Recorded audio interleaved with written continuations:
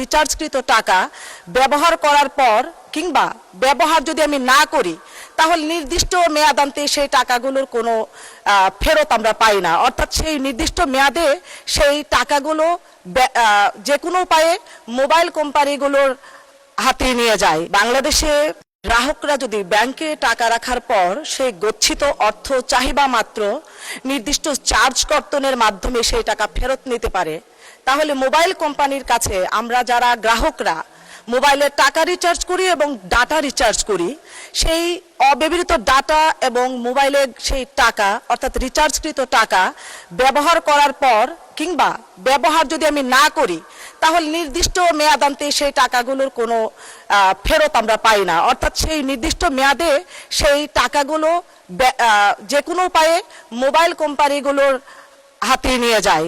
প্রতারণার এই ফাঁদ থেকে গ্রাহকদেরকে বাঁচানোর জন্য বাংলাদেশ সরকার কি পদক্ষেপ নিয়েছে এবং সেটি কবে নাগাদ বাস্তবায়ন হতে পারে? ধন্যবাদ মাননীয় স্পিকার। মাননীয় মন্ত্রী। ধন্যবাদ মাননীয় speaker. It's a very relevant questions. Actually, আমরা বিটিএসসির মাধ্যমে আমরা কয়েকবার যারা অপারেটর আছে তাদের সাথে কথা বলেছি। বিশেষ করে আমরা প্যাকেজ কিনি, 7 দিনের প্যাকেজ বা 15 দিনের প্যাকেজ, দেখা যায় আমার টাকা শেষ হয়নি কিন্তু দিন শেষ হয়ে গেছে, টাকাটা কিন্তু ওরা নিয়ে নেয়।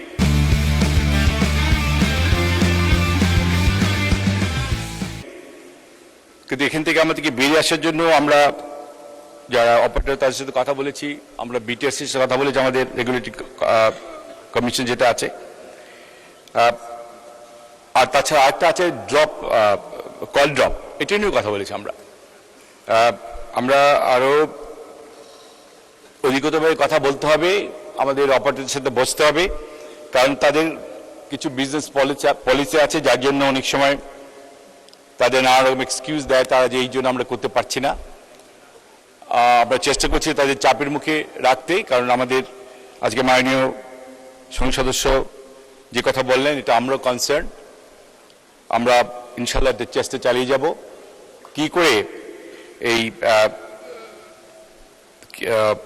কি বলে এটাকে প্রবলেম থেকে বেরিয়ে আসা যায়, এটা আমরা নিশ্চয়ই আমরা চাপে রাখবো যারা অপারেটর আছেন।